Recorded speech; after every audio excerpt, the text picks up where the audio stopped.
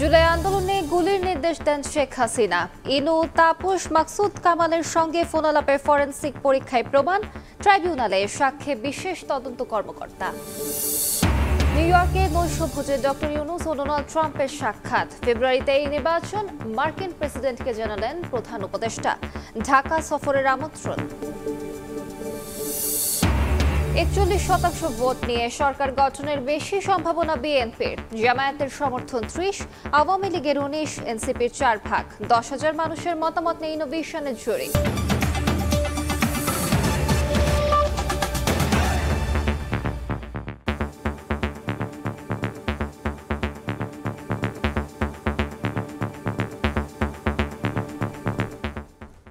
প্রবাসী সময়ের সঙ্গে আছি আমি আলিশা ইসলাম।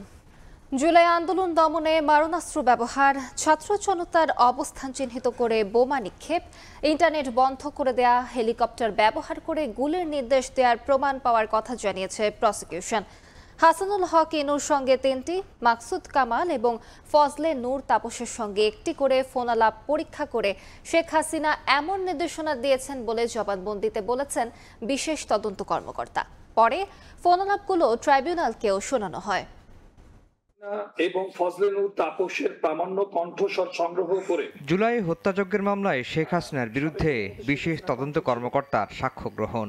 দেশের ইতিহাসে প্রথমবার বুধবার দুপুর 1টার দিকে সাক্ষীর জবানবন্দি সম্প্রচার করা হয় সরাসরি। সাবেক প্রধানমন্ত্রী শেখ হাসিনার প্রমাণ কণ্ঠ। জবানবন্দিতে বিশেষ তদন্ত কর্মকর্তা জানান, national telecommunication monitoring centre NTMC থেকে 69টি কল রেকর্ড এবং 3টি নম্বরের সিডিআর সংগ্রহ করেন তিনি। এর মধ্যে 5টি কল রেকর্ডে জুলাই আন্দোলন দমনে ছাত্র জনতার উপর গুলি চালাতে শেখ হাসিনার নির্দেশ দেওয়া সংক্রান্ত বিষয়গুলো উঠে এসেছে। ঢাকা বিশ্ববিদ্যালয়ের তৎকালীন ভিসি মাকসুদ কামালের সঙ্গে কথোপকথনে শেখ হাসিনাকে বলতে শোনা যায়, রাজাকারদের যেভাবে ফাঁসি দেওয়া হয়েছে আন্দোলনকারীদেরও একইভাবে ফাঁসি দেওয়া হবে। রাজাকারের তো ফাঁসি দিতে বা তাই করবো, একটা ছাড়বো না বলে দিচ্ছি। জি, এই এতদিন ধরে আমরা কিচ্ছু বলিনি, ধৈর্য ধরছি, তারা আবার বাড়ছে। ইংল্যান্ডে এরকম ছাত্র রাজনীতি বাঁচে নামলো, কতগুলি বাইরে ফেলাই দিল না। জি জি জি। আরেকটি ফোনালাপে ফজলে নূর তাপসকে আশ্বস্ত করে শেখ হাসিনাকে বলতে শোনা যায়, হেলিকপ্টার থেকে গুলি ও ছাত্র জনতার বিরুদ্ধে মারণাস্ত্র ব্যবহারের নির্দেশ দেওয়া হয়েছে। ওপেন নির্দেশনা দিয়ে দিচ্ছে, এখন লেটার লিখবেন, ব্যবহার করবে, যেখানে পাবে সেটা গুলি করবে। জব্দ করা 69টি কল রেকর্ডের মধ্যে জাসদ নেতা হাসানুল হক ইনু ও শেখ হাসিনার 3টি কথোপকথন রয়েছে। এর মধ্যে 2টি ট্রাইব্যুনালকে শোনান বিশেষ তদন্ত কর্মকর্তা।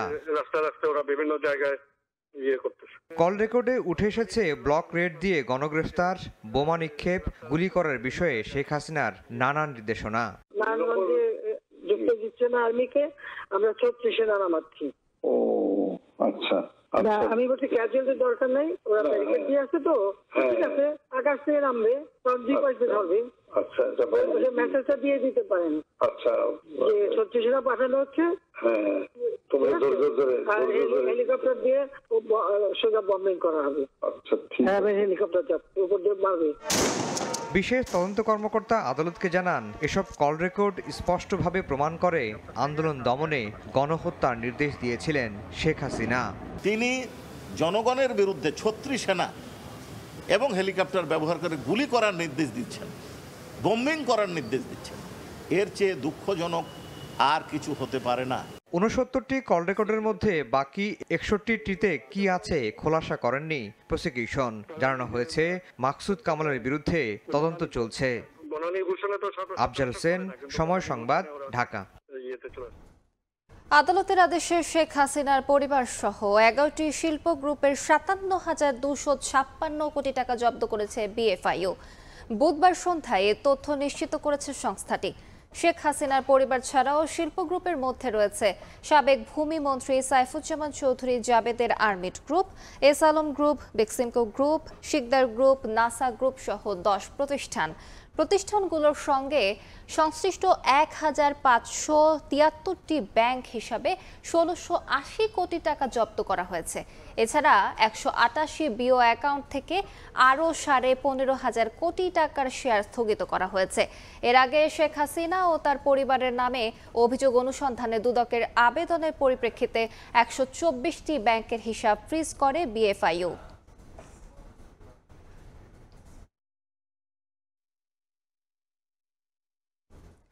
ইউনাইটেড কমার্শিয়াল ব্যাংক থেকে ২৫ কোটি টাকা আত্মসাৎ এবং পাচারের মামলায় সাবেক ভূমিমন্ত্রী সাইফুজ্জামান চৌধুরী জাবেদের মালিকানাধীন আর্মিড গ্রুপের সহকারী মহাব্যবস্থাপক মোহাম্মদ জাহাঙ্গীর আলমকে গ্রেফতার করা হয়েছে। বুধবার দুপুরে চট্টগ্রামের কালুরঘাট ভারী শিল্প এলাকায় আর্মিড গ্রুপের অফিসে অভিযান চালিয়ে তাকে গ্রেফতার করে দুদক। উদ্ধার করা হয় ৮৩,৭৬,৭৬০ টাকা। দুদকের আইনজীবী অ্যাডভোকেট মোকাররম হোসেন জানান, সাইফুজ্জামান জাবেদের নামে ইস্যু করা ১১টি চেক ব্যবহার করে 4টি ব্যাংক থেকে ১,৭৬,০০,০০০ টাকা তুলে নেয়ার অভিযোগ রয়েছে জাহাঙ্গীরের বিরুদ্ধে।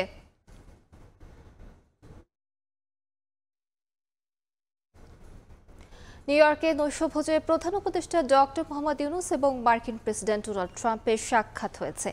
এ সময় বাংলাদেশের নির্বাচন পরিস্থিতি নিয়ে ডোনাল্ড ট্রাম্প জানতে চাইলে প্রধান উপদেষ্টা জানান, ফেব্রুয়ারিতেই নির্বাচন হবে।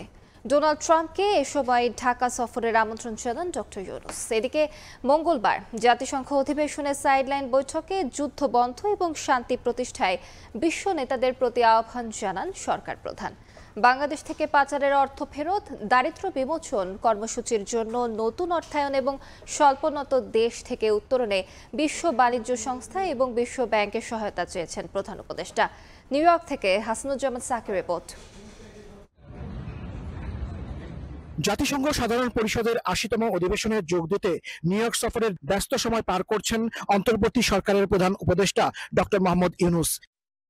মঙ্গলবার সন্ধ্যায় মার্কিন প্রেসিডেন্ট ডোনাল্ড ট্রাম্প ও ফার্স্ট লেডি মেলানিয়ার আমন্ত্রণে সংবর্ধনা সভা ও নৈশভোজে অংশ নেন প্রধান উপদেষ্টা। এ সময় দুই নেতা কুশল বিনিময় করেন। ওয়াশিংটনে বাংলাদেশের প্রেস মিনিস্টার গোলাম মুর্তজা সময় সংবাদকে বলেন, মার্কিন প্রেসিডেন্ট বাংলাদেশের পরিস্থিতি, সংস্কার ও নির্বাচন নিয়ে জানতে চান প্রধান উপদেষ্টার কাছে। ডক্টর মোহাম্মদ ইউনূস ট্রাম্পকে অভিহিত করেন, ফেব্রুয়ারিতেই বাংলাদেশে নির্বাচন হবে। এ সময় সরকার প্রধান ট্রাম্পকে ঢাকা সফরের আমন্ত্রণ জানান। মার্কিন যুক্তরাষ্ট্রের প্রেসিডেন্ট ডোনাল্ড ট্রাম্পের সঙ্গে তার দেখা হয়, বেশ কিছু সময় কথা হয়। বাংলাদেশের পরিস্থিতি, বাংলাদেশের আগামী নির্বাচন, গণতন্ত্রের পথে উত্তরণ, এই এবং নানা রকমের রিফর্মের যে কাজগুলো করছে সেই কাজগুলোর বিষয়ে ডোনাল্ড ট্রাম্পকে অবহিত করা হয়। ডোনাল্ড ট্রাম্প জানতে চান নির্বাচন বিষয়ে এবং সেই নির্বাচন আগামী ফেব্রুয়ারিতে নির্বাচন, সেই বিষয়টিও প্রধান উপদেষ্টা ডোনাল্ড ট্রাম্পের সঙ্গে আলোচনা করেন এবং ডোনাল্ড ট্রাম্পকে বাংলাদেশ সফরের আমন্ত্রণ জানান। এদিন নিউ ইয়র্ক সময় দুপুরে বিশ্ব ব্যাংকের প্রেসিডেন্ট অজয় বাঙ্গার সঙ্গে বৈঠক করেন প্রধান উপদেষ্টা। বাংলাদেশের পাচার হওয়া অর্থ ফেরত আনতে সংস্থাটির সহযোগিতা চান সরকার প্রধান। পরে প্রধান উপদেষ্টার প্রেস সচিব শফিকুল আলম জানান, এ ব্যাপারে বাংলাদেশকে সহায়তার আশ্বাস দিয়েছেন বিশ্ব ব্যাংকের প্রধান।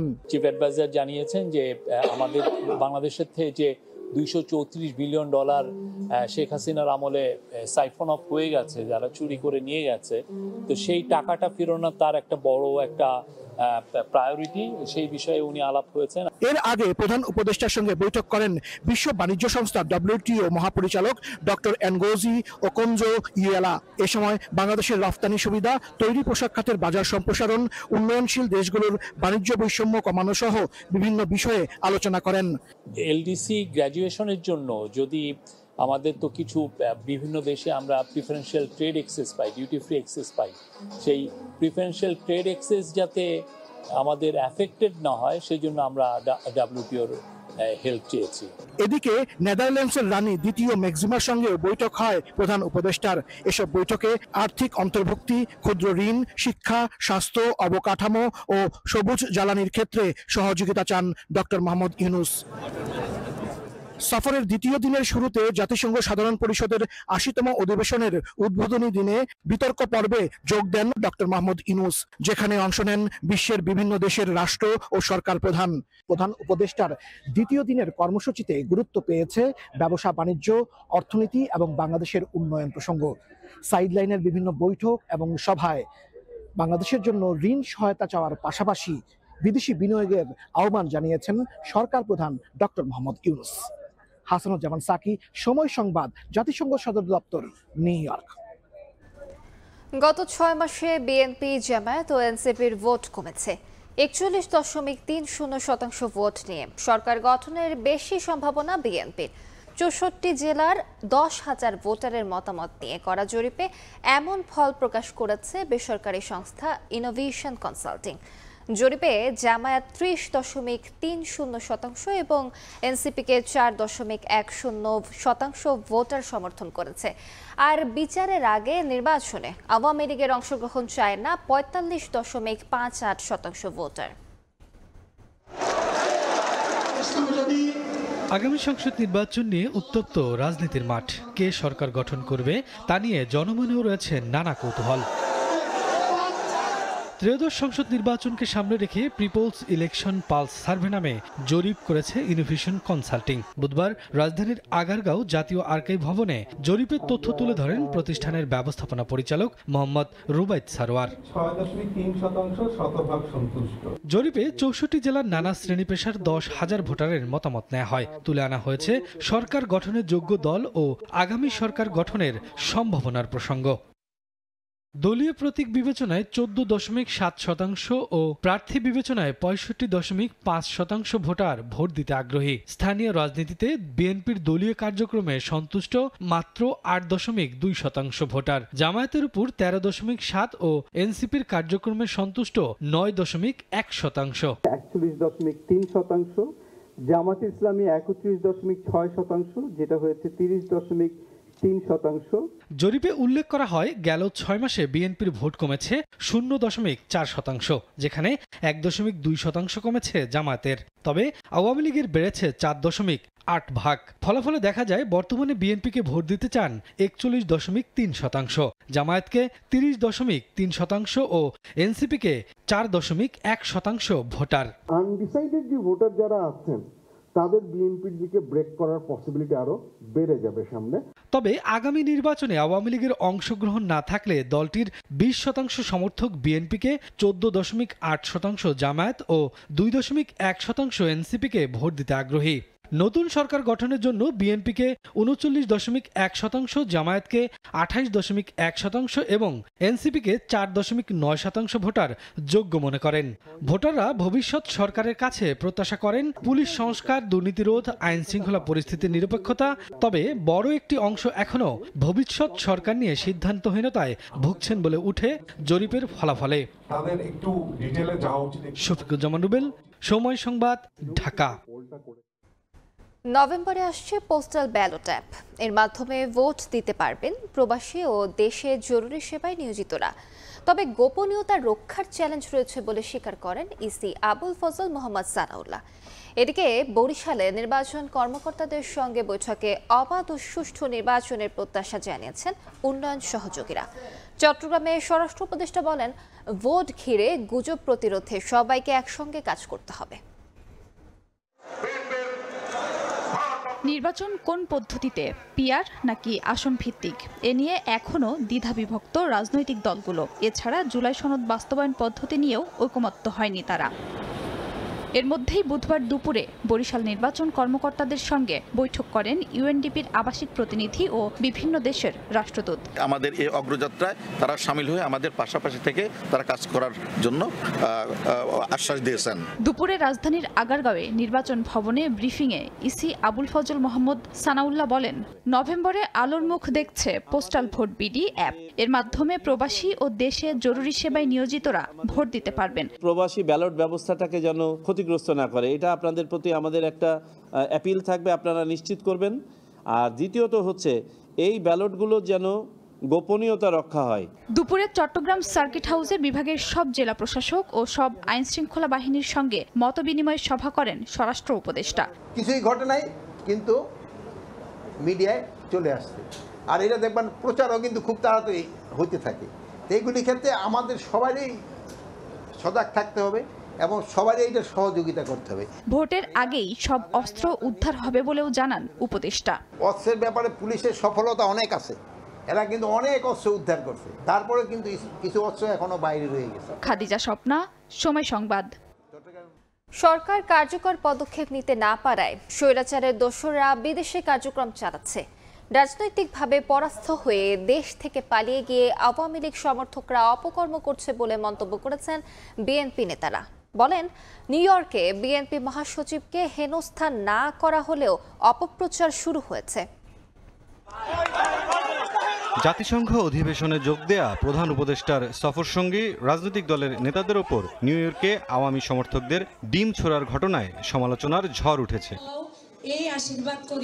বুধবার দুপুরে চট্টগ্রামের মা ও শিশু হাসপাতালের ইন্টার্ন চিকিৎসকদের 14তম ব্যাচের সমাপনী অনুষ্ঠানে যোগ দেন বিএনপির স্থায়ী কমিটির সদস্য আমির খসরু মাহমুদ চৌধুরী। বলেন, ডিম ছোড়ার মতো কার্যক্রম আওয়ামী লীগের ভবিষ্যৎকে আরও অনিশ্চিত করবে। আপনি যখন পরাজিত হয়ে দেশ থেকে পালিয়ে গেলেন, ওনাদের সমর্থকরা তো এই ধরনের কাজের বাইরে তার কিছু করার নাই। আপাতত গণতন্ত্রেই বিশ্বাস করে না, দেশ ধ্বংস করে পালিয়ে গিয়ে এখন যেগুলো করছে এগুলো তো আরো ধ্বংসাত্মক, এগুলো তাদের ভবিষ্যৎকে আরো অনুষ্ঠিত করে দিচ্ছে। এদিকে সকালে নবগঠিত পিরোজপুর ও বরগুনা জেলার নবনির্বাচিত নেতৃবৃন্দকে সঙ্গে নিয়ে দলের প্রতিষ্ঠাতা জিয়াউর রহমানের সমাধিতে শ্রদ্ধা জানান বিএনপির সিনিয়র যুগ্ম মহাসচিব রুহুল কবির রিজভী। বলেন, সরকার কার্যকর পদক্ষেপ নিতে না পারায় স্বৈরাচারের দোসররা বিদেশে কার্যক্রম চালাচ্ছে। বিএনপি মহাসচিবকে হেনস্থা না করা হলেও অপপ্রচার শুরু হয়েছে। আজকে যদি বর্তমান অন্তর্বর্তীকালীন সরকার আরো বেশি দক্ষতা প্রদর্শন করতেন, তাহলে নিউ ইয়র্কে যে ঘটনাটি ঘটেছে সেখানে ফ্যাসিবাদের দোসররা যে কর্মকাণ্ড করেছে এটা সাহস হতো না। যে উনাকে কেউ লাঞ্ছিত করেছে আর অন্য কোনো রাজনৈতিক দল, এটা একটা বানানো কথা, তার নামে বিভিন্ন অপপ্রচার আমরা কাল থেকে দেখছি। দুদকের তীব্র সমালোচনা করে রিজভী বলেন, সংস্থাটি এতটাই অথর্ব যে লুটপাটকারী কাউকে দেশে আনতে পারেনি, পাচার হওয়া টাকাও ফেরত আনতে পারেনি। মুরসালিন হক জুনায়েদ, সময় সংবাদ, ঢাকা।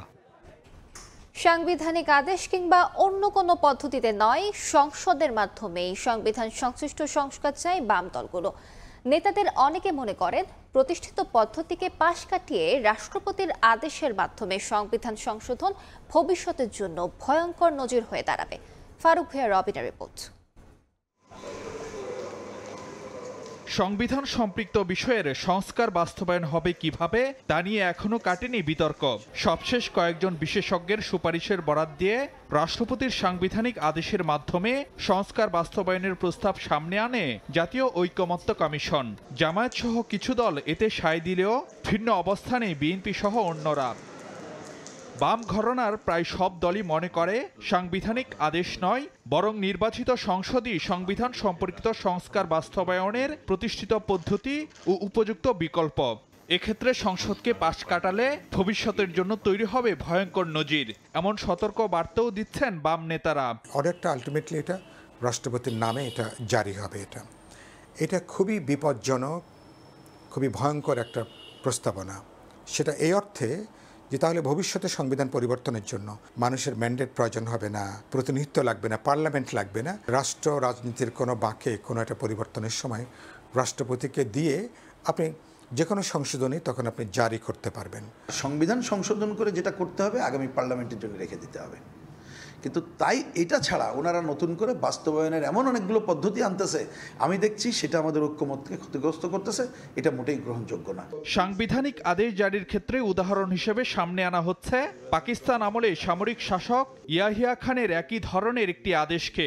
কিন্তু 70-এর সেই প্রেক্ষাপট আর বর্তমান বাস্তবতা সম্পূর্ণ ভিন্ন বলে মনে করেন বাম নেতারা। তখন তো প্রেসিডেন্সিয়াল ফর্ম অফ গভর্নমেন্ট ছিল, এক। 2 নম্বর কথা হলো তখন সংবিধান স্থগিত করে তারপরে সেগুলো অর্ডার দিতে হয়েছে। এখন তো সংবিধান স্থগিত না, সেই জায়গায় এটা সংবিধানের বাইরে যাওয়ার কোনো উপায় এখানে নাই। বাস্তবে আমরা একটা সংবিধান শূন্য অবস্থার মধ্যে নেই। নানা সমালোচনা থাকা সত্ত্বেও আমরা একটা সাংবিধানিক পদ্ধতিতে সরকার চলছে। এমনকি ঐক্যমত্য কমিশন তারা যে আলাপ আলোচনা করছেন, সংস্কারের যে এজেন্ডা, এটারও কোন মূল ভিত্তি কিন্তু বিদ্যমান সংবিধান। কেউ কেউ মনে করছে যে সুযোগ এটা পাইছি, এবার এটা দিয়েই সব করতে হবে। এটা ঠিক না। সংবিধান শপথ নিয়ে এখানে সরকার হয়েছে, এই সরকার সংবিধান শপথ ভায়োলেট করে যা ইচ্ছা তাই করতে পারে না। তো সংকট নিরসন হওয়ার থেকে সংকট তৈরি হবে, সেই সংকট তৈরি হওয়াটা কখনোই শ্রেয় না। সেই কারণে আমরা বলছি নির্বাচনটা করে নির্বাচিত সরকার হাতে ক্ষমতাটা দিয়ে এই সামগ্রিক বিষয়গুলো সেটেল করো। এদিকে রাষ্ট্রীয় মূলনীতিতে নতুন কিছু সংযোজন করলেও বিদ্যমান চারনীতি বহাল রাখার পক্ষে সরব বেশ কয়েকটি বাম দল। এর ব্যত্যয় হলে সনদে সই না করারও ইঙ্গিত দেন নেতারা। যে বিষয়গুলো মৌলিক আদর্শগত বিরোধের জন্ম দেবে সেগুলোকে বাদ দেওয়াটাই সমীচীন বলে আমরা মনে করি। আর তা না হলে শুধুমাত্র আমাদের দল না, অনেকগুলো দলের পক্ষেই হয়তো এই জাতীয় সনদে স্বাক্ষর করা সম্ভব নাও হইতে পারে। আমরা তো সই করতে চাই, কিন্তু এটা নির্ভর করবে যারা ঐকমত্য কমিশন তাদের উপরে। বিতর্কিত ভূমিকাতে যদি লেখা থাকে বাস্তবায়ন পদ্ধতি নিয়ে তারা যদি এমন কথা বলেন যা মোটেই গ্রহণযোগ্য না, তাহলে আমাদের পক্ষে হয়তো অসম্ভব হয়ে দাঁড়াবে এই সনদে আনুষ্ঠানিক স্বাক্ষর করার। যেসব সংস্কারে সব দল একমত থাকবে সেগুলোর ভিত্তিতে সনদ তৈরির পক্ষে বামপন্থী বেশিরভাগ দল। নির্বাচিত পার্লামেন্ট নিয়ম অনুযায়ী করবে। ফারুক ভিয়া, রবিন, সময় সংবাদ, ঢাকা। বিনামূল্যে ছানি অপারেশন, দেশের প্রত্যন্ত অঞ্চলে চক্ষু সচেতনতা সম্পর্কিত ক্যাম্পেইন এবং দেশের বিভিন্ন শিক্ষা প্রতিষ্ঠানে বিনামূল্যে চক্ষু সেবা প্রদান কর্মসূচি আরও বিস্তৃত হবে বলে জানিয়েছেন বাংলাদেশ আই হসপিটালের চিকিৎসকেরা। বুধবার রাতে বিশেষায়িত হাসপাতালটির 20 বছর পূর্তি অনুষ্ঠানে এ কথা জানান আয়োজকরা। অন্ধত্ব প্রতিরোধ এবং দৃষ্টিশক্তি পুনরুদ্ধারে প্রতিনিয়ত প্রযুক্তির ব্যবহার এবং আধুনিক যন্ত্রপাতির ব্যবহার বাড়ানো হচ্ছে বলেও জানান তারা। চক্ষু সেবায় বাংলাদেশকে এগিয়ে নিতে সব ধরনের চেষ্টা অব্যাহত রাখারও ঘোষণা দেন তারা। চোখের জটিল রোগের চিকিৎসায় বাংলাদেশের চিকিৎসকেরা যথেষ্ট অভিজ্ঞ এবং পারদর্শী হওয়ায় রোগীদের বিদেশে যাওয়ার প্রবণতা কমবে বলেও জানান তারা।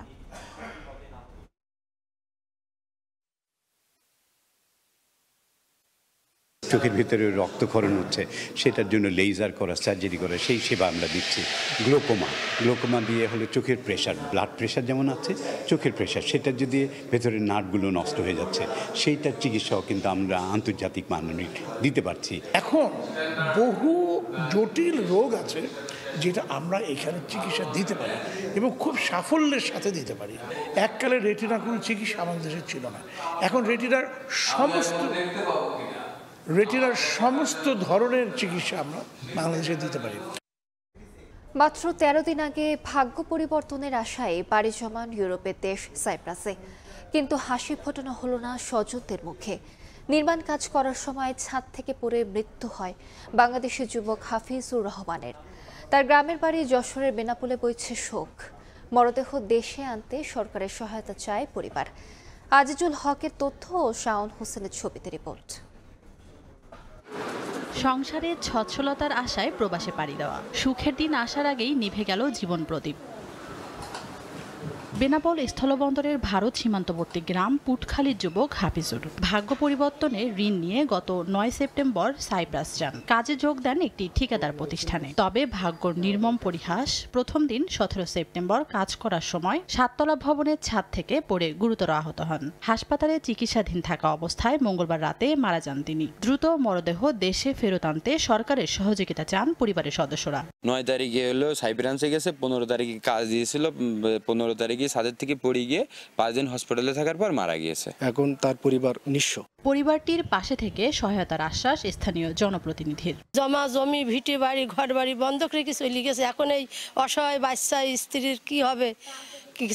কিছুই নেই। জমা জমি, মাঠে এক টুকরো জমিও তার নাই। হাফিজুর ছাড়াও গত 1 বছরে বিদেশে কাজ করতে গিয়ে বিভিন্ন দুর্ঘটনায় নিহত হয় বেনাপোল সীমান্তের 8 যুবক। সময় সংবাদ, বেনাপোল। মানিকগঞ্জের সাটুরিয়ার হরগঞ্জ এলাকায় প্রভাবশালী মহল বাঁধ দিয়ে পানির প্রবাহ বন্ধ করে দিয়েছে। এতে জমিতে জলাবদ্ধতা সৃষ্টি হওয়ায় নষ্ট হচ্ছে ফসল। চাষাবাদ করতে পারছেন না কৃষকরা। এছাড়া রাস্তায় পানি জমে থাকায় বিপাকে বাসিন্দারা।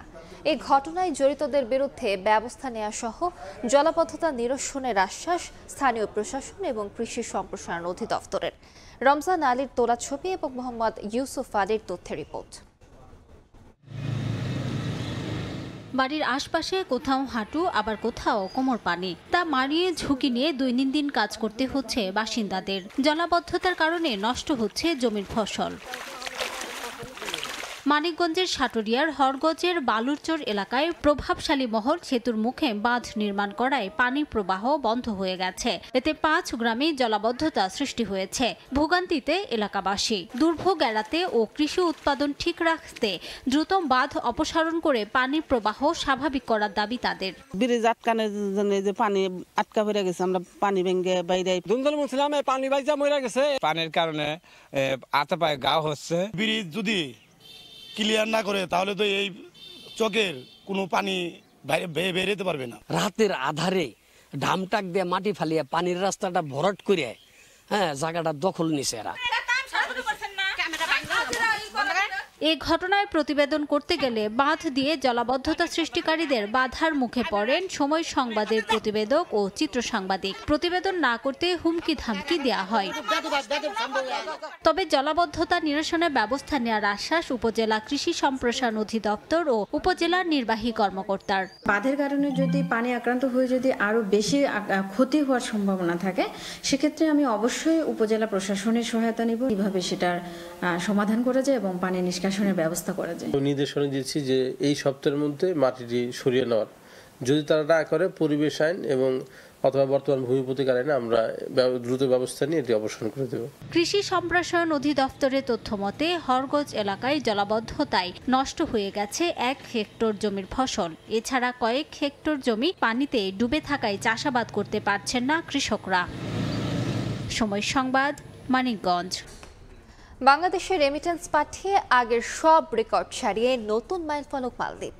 দেশটির কেন্দ্রীয় ব্যাংকের 2024 সালের তথ্য অনুযায়ী 11 কোটি 20 লাখ মার্কিন ডলার রেমিটেন্স পাঠিয়েছেন প্রবাসী বাংলাদেশিরা, যা 2023 সালের তুলনায় মালদ্বীপের মোট বহির্বিশ্ব রেমিটেন্স লেনদেনের 72%-এরও বেশি। রেমিটেন্স যোদ্ধাদের স্বাগত জানিয়েছেন বাংলাদেশ হাইকমিশন। খন্দকার ওমর ফারুকের তথ্য ও ছবিতে ডেস্ক রিপোর্ট। বিশ্বের জনপ্রিয় পর্যটন গন্তব্যগুলোর মধ্যে একটি মালদ্বীপ। দেশটিতে লাখেরও বেশি প্রবাসী বাংলাদেশিদের বসবাস।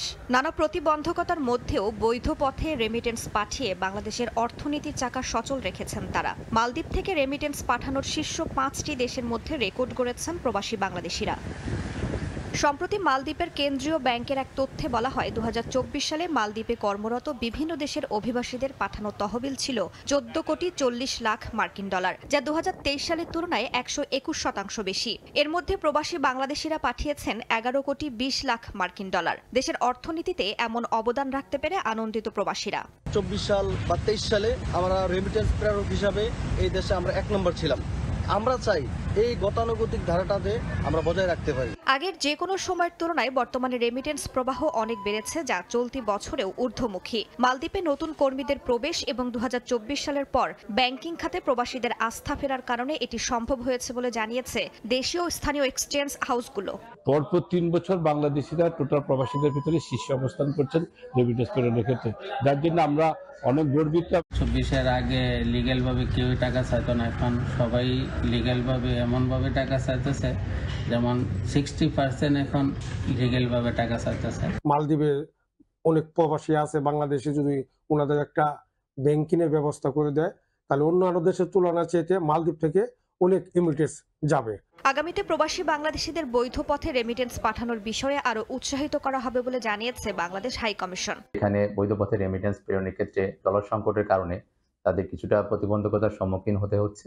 যে প্রতিবন্ধকতাগুলো রয়েছে সেটি দূর হয়ে যাবে এবং মালদ্বীপ থেকে বাংলাদেশের যে রেমিটেন্সের পরিমাণ সেটি আরও ক্রমান্বয়ে বৃদ্ধি পাবে। মালদ্বীপের সঙ্গে কূটনৈতিক সমঝোতার মাধ্যমে স্থানীয় মুদ্রায় রেমিটেন্স পাঠানো গেলে রেমিটেন্স প্রবাহ আরও বাড়বে বলে মনে করেন প্রবাসীরা।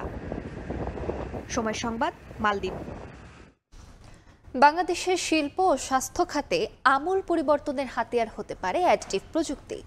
অ্যাডিটিভ ম্যানুফ্যাকচারিং বা 3D প্রিন্টিংয়ের মাধ্যমে উপাদান কম অপচয় করে খরচ ও সময় বাঁচিয়ে জটিল সব যন্ত্রাংশ তৈরি করা সম্ভব। রাশিয়ার পারমাণবিক শক্তি সংস্থা রোসাটম এই প্রযুক্তি পারমাণবিক খাতে ব্যবহার করে এর কার্যকারিতা প্রমাণ করেছে উল্লেখ করে বাংলাদেশেও এর ব্যবহার নিয়ে আলোচনা চলছে বলে জানিয়েছেন সংস্থার কর্মকর্তারা। রাশিয়ার মস্কো থেকে ওমর ইনানের রিপোর্ট। অ্যাডিটিভ প্রযুক্তি ব্যবহার করে বানানো 3D প্রিন্টিংয়ের সবচেয়ে বড় সুবিধা খরচ, সময় ও নিরাপত্তা নিশ্চিত করা যায়। জটিল এবং কাস্টমাইজড যন্ত্রাংশ তৈরিতে প্রচলিত পদ্ধতির তুলনায় অ্যাডিটিভ প্রযুক্তিতে কম খরচ হয়, কারণ এতে উপাদানের অপচয় কম হয় এবং সরঞ্জাম তৈরির জন্য আলাদা খরচের প্রয়োজন হয় না, যার সুফল পাওয়ার দাবি করেছে রাশিয়ার পারমাণবিক শক্তি সংস্থা রোসাটম। অ্যাডিটিভ প্রযুক্তিতে ডিজাইন থেকে সরাসরি এবং দ্রুত প্রোটোটাইপ বা চূড়ান্ত পণ্য তৈরি করা যায়, যা উৎপাদনের সময় কমিয়ে আনে। পারমাণবিক শক্তি খাতে এই প্রযুক্তি উচ্চ মানসম্পন্ন, নির্ভরযোগ্য এবং জটিল যন্ত্রাংশ দ্রুত সরবরাহ করতে পারে বলে জানান রোসাটমের প্রকৌশলীরা। বিশেষ করে চিকিৎসা ক্ষেত্রে নির্দিষ্ট ইমপ্ল্যান্ট এবং সার্জিক্যাল গাইডস তৈরি করে অপারেশনের সফলতা ও নিরাপত্তার হার অনেক বাড়ানো সম্ভব বলেও জানান তারা। এই প্রিন্টার ব্যবহার করে এভিয়েশন ও মহাকাশ খাতের বিভিন্ন যন্ত্রাংশ পাশাপাশি পারমাণবিক ও সাধারণ শিল্পের বিভিন্ন যন্ত্র বানানো হয়। রোসাটম তা সফলতার সঙ্গে করে যাচ্ছে। পারমাণবিক শক্তি খাতে অ্যাডিটিভ ম্যানুফ্যাকচারিং প্রযুক্তি ব্যবহার করে গুরুত্বপূর্ণ যন্ত্রাংশ তৈরি, মেরামত ও রক্ষণাবেক্ষণে ভূমিকা রাখে। রূপপুর পারমাণবিক বিদ্যুৎ কেন্দ্রের জন্য এটি গুরুত্বপূর্ণ ভূমিকা রাখতে পারে বলে জানান রুশ অ্যাডিটিভ প্রযুক্তি সংশ্লিষ্টরা। নির্দিষ্ট যন্ত্রাংশ দ্রুত উৎপাদন করে রক্ষণাবেক্ষণ কাজে ব্যবহৃত সময় কমিয়ে আনার পাশাপাশি বিদেশ থেকে যন্ত্রাংশ আমদানির উপর নির্ভরতা কমানো সম্ভব। এছাড়া রোসাটমের সঙ্গে সহযোগিতার মাধ্যমে বাংলাদেশের তরুণদের জন্য এই প্রযুক্তির প্রশিক্ষণের সুযোগ তৈরি হতে পারে বলে আশা রাশিয়ার অ্যাডিটিভ প্রযুক্তি সংশ্লিষ্টদের। অ্যাডিটিভ প্রযুক্তির মূল উপাদান স্টেইনলেস স্টিল, টাইটেনিয়াম মিশ্র ধাতু, নিকেল ভিত্তিক সুপার অ্যালয় ও অ্যালুমিনিয়াম মিশ্র ধাতু, যা বাংলাদেশের শিল্প খাতের ব্যাপক পরিবর্তন আনতে পারে। বিশেষ করে বিদ্যুৎ খাতে টারবাইন ব্লেড, পাম্পের যন্ত্রাংশের মতো অন্যান্য সরঞ্জামাদি তৈরিতে ব্যবহার করা সম্ভব। বাংলাদেশের মতো উন্নয়নশীল দেশের স্বাস্থ্য খাতের জন্য অ্যাডিটিভ প্রযুক্তি অত্যন্ত প্রাসঙ্গিক। এটি বিশেষায়িত চিকিৎসা সেবার সুযোগ আরও বাড়ানোর পাশাপাশি চিকিৎসা খরচও কমিয়ে আনতে ভূমিকা রাখবে বলে জানান রোসাটমের কর্মকর্তারা। অ্যাডিটিভ টেকনোলজি ব্যবহার করে মস্কো অবস্থিত এই কারখানা থেকে প্রতিনিয়ত ছোট, মাঝারি, বড় সব ইকুইপমেন্ট বানাচ্ছে রাশিয়ার পরমাণু শক্তি সংস্থা রোসাটম, এবং তারা চেষ্টা করছে বাংলাদেশের সঙ্গেও এই বিষয়ে আলোচনা এগোনো যায় কিনা। মস্কো থেকে অবরিরান, সময় সংবাদ। আয়ারল্যান্ডের আটলান্টিকের তীরে শুরু হয়েছে মাছ ধরার মৌসুম।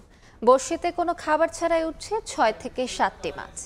বিভিন্ন প্রজাতির মাছ ধরতে গলফের তীরে ভিড় করছেন স্থানীয় ও প্রবাসী বাংলাদেশিরা। আটলান্টিকের তীর ঘুরে বিস্তারিত জানাচ্ছেন সৈয়দ জুয়েল। প্রতি বছর আগস্টের শেষের দিকে ম্যাকরেল ও ছোট প্রজাতির মাছ আসতে শুরু করে আটলান্টিকের তীরে। সেপ্টেম্বরের মাঝামাঝি বা শেষের দিকে আসে ঝাঁকে ঝাঁকে। এবছরও তার ব্যতিক্রম হয়নি, বরঞ্চ অন্যান্য বছরের তুলনায় এবার বেশি পরিমাণে মাছের দেখা মিলছে। বিস্ময়কর বিষয় হলো বড়শিতে কোনো খাবার ছাড়াই উঠে আসছে 6-7টি মাছ। এতে বেজায় আনন্দিত শখের মৎস্য শিকারীরা। সাধারণত বিকেলের দিকেই মাছ শিকারে বের হন অধিকাংশ মানুষ। বিকেল গড়িয়ে সন্ধ্যা পর্যন্ত চলে এই কার্যক্রম। দূর দূরান্ত থেকে এসে গলওয়ের আটলান্টিকের তীরে মাছ শিকারের অভিজ্ঞতা উপভোগ করেন অনেক প্রবাসী বাংলাদেশি। আমি এত পরিমাণ মাছ মারতেছি যে আমার লাইফে বাংলাদেশেও আমি এতগুলা মাছ আমি কখনো দেখি নাই। ঢেউয়ের সাথে সাথে দেখেন মাছ আসছে এইদিকে। ব্যাপক আকারে মাছ ধরতেছেন লোকজন। তো আমি প্রায় লিমব্রিক্স শহর থেকে 1.5 ঘন্টা ড্রাইভ করে এখানে আসলাম। তো আমার মতো এখানে কয়েকশো বাংলাদেশি এসেছেন। আমরা কালকে খবর পেলাম যে এখানে অনেক মাছ ধরা হচ্ছে, তাই আজকে আসলাম এখানে। অনেক মাছ আমিও পেয়েছি, খুব আনন্দ লাগতেছে এখানে এসে, আমাদের অবসর সময়ে এসে সাগর পাড়ে এসে মাছ মারা। কয়েকদিন পরই শীত বাড়লে এই মাছগুলো চলে যাবে গভীর সমুদ্রে। তবে আগামী বছরও ঠিক একই সময়ে আটলান্টিকের তীরে আবার দেখা মিলবে মাছের। আটলান্টিকের তীরে এখন মাছ ধরার ধুম। বিভিন্ন কাউন্টির বাংলাদেশিরা গলওয়ের এই আটলান্টিকের তীরে এসে ধরেছেন বড়, ছোট, মাঝারি সব ধরনের মাছ। বিলিয়েছেন পাড়া প্রতিবেশী থেকে শুরু করে যারা মাছ দেখতে এসেছেন তাদেরকেও। মাছে ভাতে যে বাঙালি, এটি আবারও প্রমাণ হলো এই আটলান্টিকের তীরে। আয়ারল্যান্ডের গলওয়ের আটলান্টিকের তীর থেকে সৈয়দ জুয়েল, সময় সংবাদ। ফিনল্যান্ডে বসবাসরত বাংলাদেশিদের বিশেষ কনসুলার সেবা দেওয়া হবে।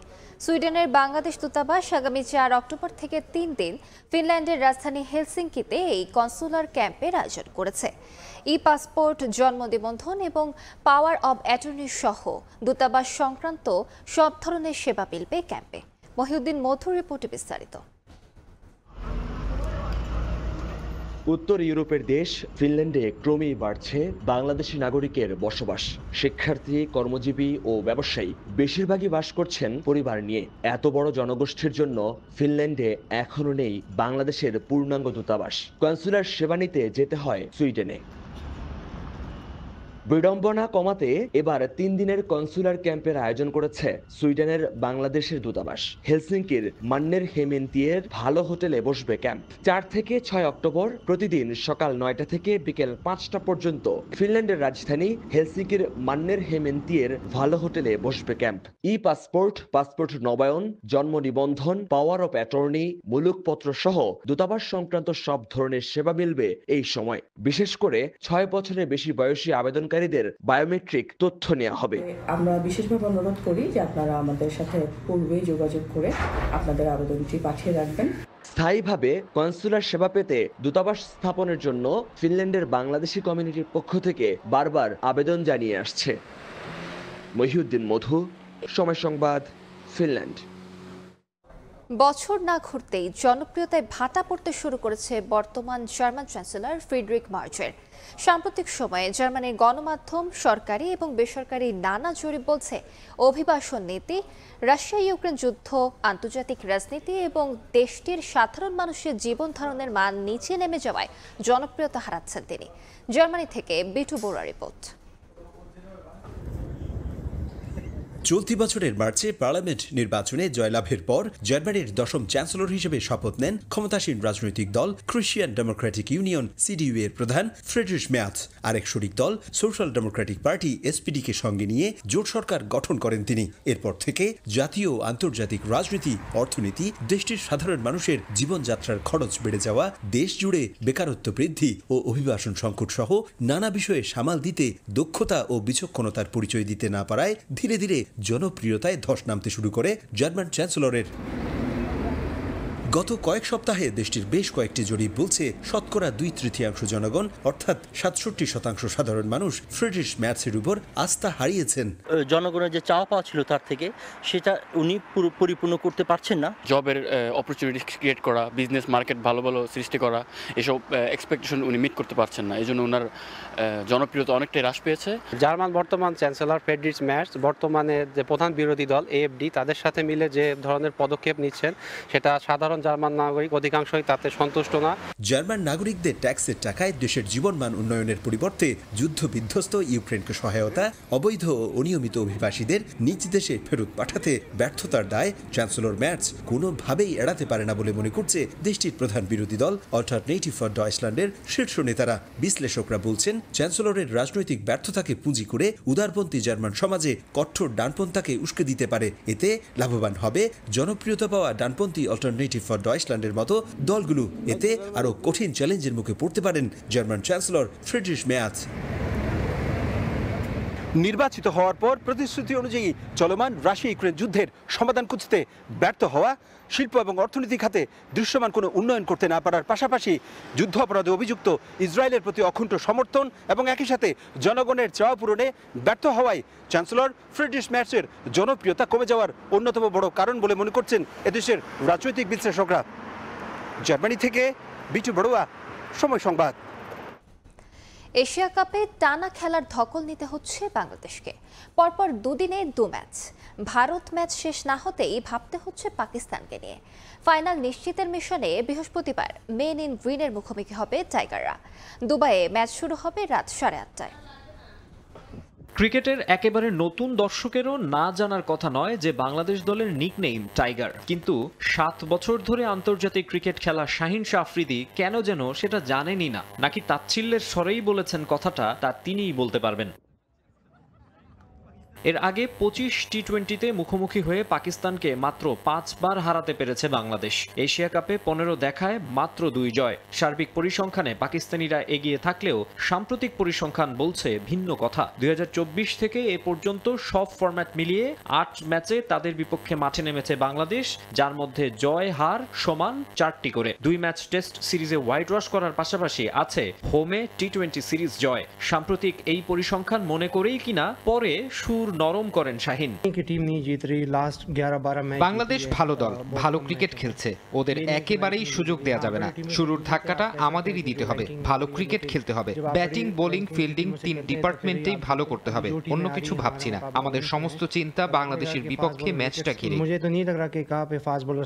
এই পেসার নিজেও নেই সেরা ছন্দে, নতুন বলে পাকিস্তানকে উইকেট এনে দিতে পারছেন না নিয়মিত। প্রতিপক্ষের ব্যাটারদের কাছে এখন আর আতঙ্ক নন তিনি, যদিও নিজের ফর্ম নিয়ে নাকি মোটেও উদ্বিগ্ন নন শাহিন। চিন্তিত নন অফ ফর্মে থাকা সতীর্থদের নিয়েও। আপনি আমাকে বাদ দিতে চান? আমি পাকিস্তানের জন্য জীবন দিতেও প্রস্তুত। আবার আপনারা হারিসের কথা বলছেন, সে তো লাহোরে বাংলাদেশের বিপক্ষে সেঞ্চুরি করেছিল। ব্যাপারটা তো এমন নয় যে সে ব্যাটিং পারে না। সাইমের ক্ষেত্রে একই কথা বলবো, ব্যাটিং এ ভালো করছে না, বোলিং তো করছে। সুপার 4-এ বাংলাদেশ পাকিস্তান ম্যাচটা দু দলের জন্যই অঘোষিত সেমিফাইনাল। আসর জুড়ে স্বাচ্ছন্দ্যে খেলতে না পারা পাকিস্তান এখনো শিরোপার স্বপ্নে বিভোর। वार्म अप किया अपनी बैटिंग से। আমরা এখানে ফাইনাল জিততে এসেছি, এশিয়া কাপের শিরোপা জেতার লক্ষ্য নিয়েই এসেছি। रिदम दिखा रहे हैं तो अब ये जो 2 তবে আফগানিস্তান ও শ্রীলঙ্কাকে হারানোর আত্মবিশ্বাস নিয়ে পাকিস্তানের বিপক্ষে সেরাটা দিতে মুখিয়ে আছে টাইগাররাও। ইনজুরির কারণে ভারতের বিপক্ষে ম্যাচে না থাকলেও মাস্ট উইন গেমে নিয়মিত ক্যাপ্টেন লিটন দাসকে দেখা যাবে কিনা তা নিয়ে রয়েছে সংশয়। মাকসুম আলম খান, সময় সংবাদ। হাঁটুতে চোট পেয়ে আবারও মাঠের বাইরে ছিটকে গেলেন বার্সেলোনা তারকা পাবলো গাভি। চলতি মৌসুমে লা লিগায় বার্সেলোনার হয়ে খেলেছেন 2টি ম্যাচ। এরপরই গেল আগস্টে অনুশীলনের সময় চোট পান ডান হাঁটুতে। তখন থেকেই মাঠের বাইরে আছেন 21 বছর বয়সী এই মিডফিল্ডার। সময় আরও দীর্ঘায়িত হলো বার্সা বিবৃতি দেওয়ার পর। চোটের কারণে তাকে 4-5 মাস মাঠের বাইরে থাকতে হবে বলে জানিয়েছে ক্লাবটি। হাঁটুর ইনজুরি সারাতে সার্জারি করাতে হবে গাভিরাকে, যা হাঁটুর অবস্থাকে আগের রূপে ফেরাতে সাহায্য করবে। এই প্রক্রিয়ায় সময় লাগতে পারে 4 থেকে 5 মাস। আগের মৌসুমেও এসিএল চোটের কারণে 11 মাস মাঠের বাইরে কাটাতে হয়েছে এই তারকাকে। সেই হাঁটুতেই চোট পেয়ে আবারও মাঠের বাইরে পাবলো পায়েস গাভিরা। শীর্ষ সংবাদগুলো জানিয়ে দিচ্ছি আরেকবার। এখন ল্যাটারাল উইপেন ব্যবহার করবে, ওই অ্যাকশন না ল্যাটারাল উপায় নেই, হেলিকপ্টার দিয়ে সোজা বম্বিং করা হবে। জুলাই আন্দোলনে গুলির নির্দেশ দেন শেখ হাসিনা। ইনু, তাপস, মাকসুদ কামালের সঙ্গে ফোন আলাপে ফরেনসিক পরীক্ষায় প্রমাণ, ট্রাইব্যুনালে সাক্ষ্যে বিশেষ তদন্ত কর্মকর্তা। নিউ ইয়র্কে নৈশভোজে ডক্টর ইউনূস ও ডোনাল্ড ট্রাম্প সাক্ষাৎ। ফেব্রুয়ারিতে নির্বাচন, মার্কিন প্রেসিডেন্টকে জানালেন প্রধান উপদেষ্টা। ঢাকা সফরের আমন্ত্রণ।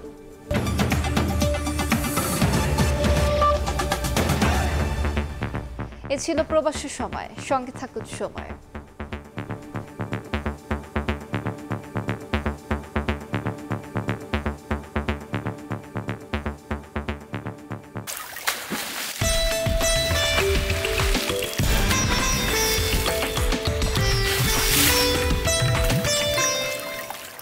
তো ফলে